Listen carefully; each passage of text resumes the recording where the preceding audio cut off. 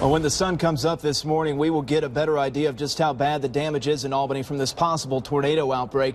WALB News 10's Jim Wallace continues our team coverage. He's at Lake Loretta off Dawson Road. And Jim, a lot less trees standing there this morning. East Dougherty County, we are hearing some amazing stories of survival coming out of this storm. But first, take a look at the devastation caused by this EF3 tornado. You can see where it brought down trees. One flattened this SUV here. As that tornado came through, moved over the P&G plant. Metal from the plant's buildings went flying through the air. You can see where it was just tossed up into the trees. Good morning to you, Carla. Very active investigation underway here at the Cornerstone Apartments. What I can tell you is that police were called here about 6:30 this morning to a report of a car crash and a possible vehicle fire. But once officers looked inside the car, they discovered a man had been shot. Now let me step out of the way and show you the scene here. Behind that crime scene investigation van is the car that struck one of the apartment buildings here. You can actually see an evidence marker on top of that vehicle. Police have... We'll talk about a traffic nightmare this morning in Atlanta. Part of I-85 northbound shut down indefinitely after a massive fire caused an overpass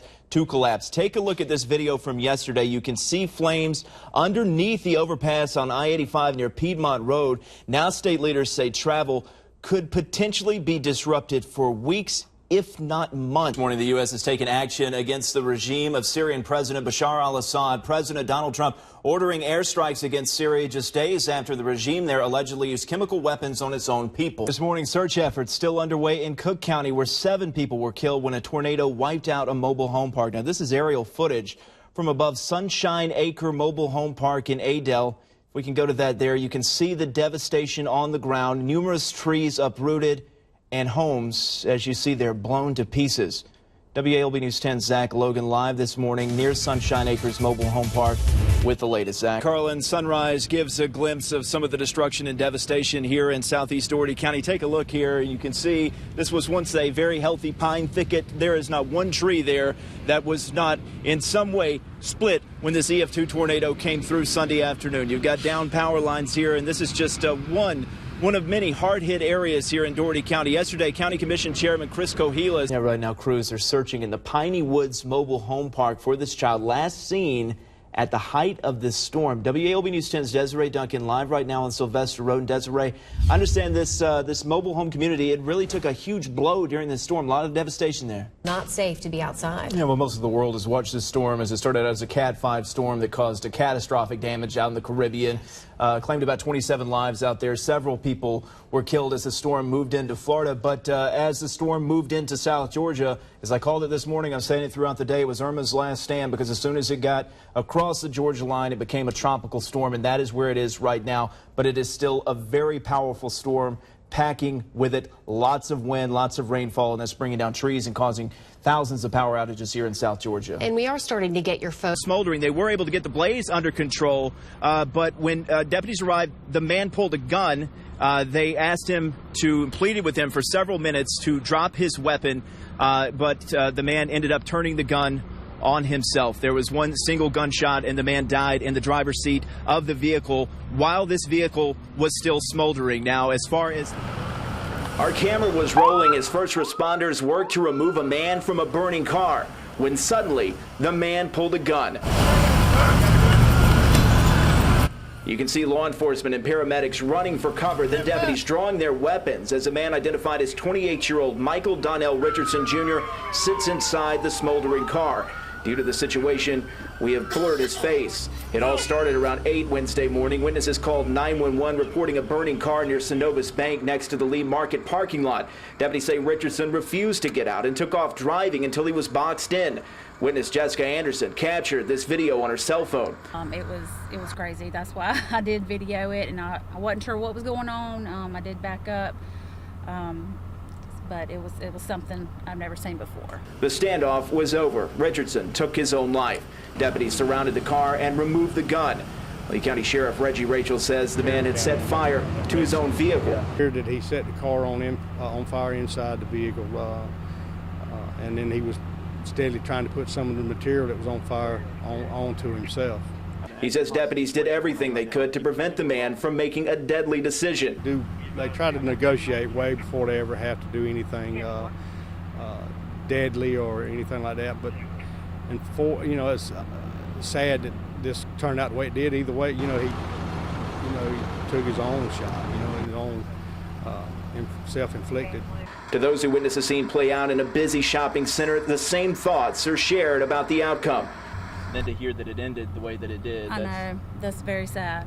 It's very sad. Now investigators trying to find the answer to what led this man to death at his own hands. In Lee County, Cade Fowler, WALB News 10. It was May 15th, 2016, when this 911 call was made to Colquitt County dispatchers. 911, what's your emergency? Yes, ma'am. I need a fire department. Are you the homeowner? I'm not, but all my buddies, they're all inside. The caller, 25-year-old Jeffrey Peacock. 5 days later, the GBI would arrest him on charges of murdering his friends and then torching the house. Jonathan Edwards, Alicia Norman, Jones Pidcock, Reed Williams, Jordan Croft had been shot to death. District Attorney Brad Shealy says it's one of the worst crimes he's come across as a prosecutor. Yeah, it certainly is one in the most recent history, one of the most heinous crimes we've had. But 9 months into the investigation, the case has still not gone before a grand jury. In October 2016, a judge issued Peacock a $1 million bond. He remains jailed in Colquitt County, but many question how the option was even brought to the table. The law in Georgia, if an individual is in jail for over 90 days before and they do not have a bond, then they are entitled to a bond. Shealy says the delays in the case are due to the mounds of evidence retrieved during the course of the investigation.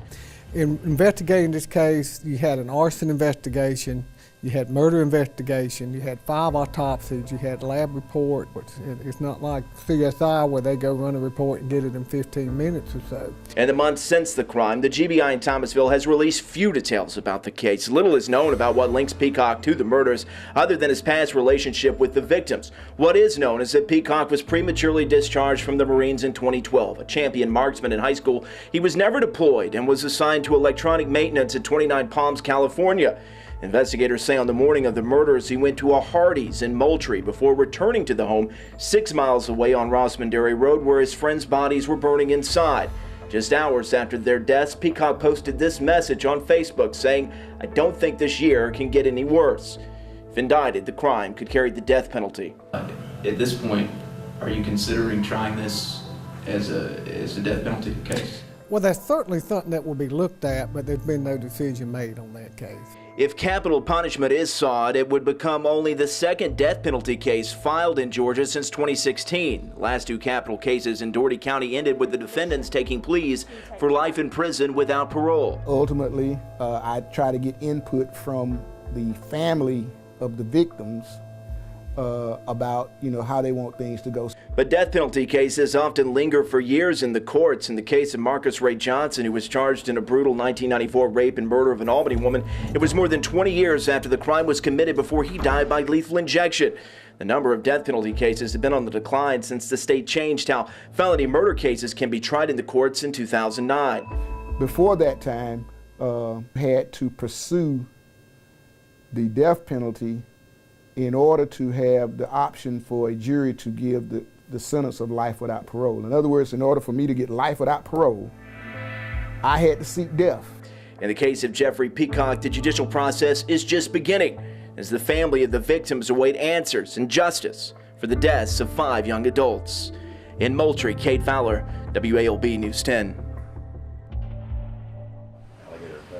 Look close, or you might not notice it. This unwanted guest at the Gardens Apartments in Albany. This young gator spotted during a morning walk. Miles, when we come back, he had gotten up here on the porches, so that's when we called somebody to come get him because of the people and their dogs. Scare you? No.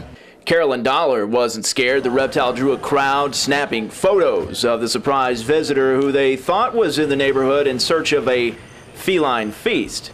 You think it was snacking on a cat? He's going to. Better run, kitty. This guy or gal I didn't check likely came from the holding pond behind the complex off Whispering Pines. It was quite camouflaged under this bush. To get it out, DNR wildlife biologist Brent Howell. Once wrangled, the gator did what gators do when they're captured. It eventually surrendered. A little electrical tape around the snout, and the parking lot turned into a petting zoo for the curious neighbors.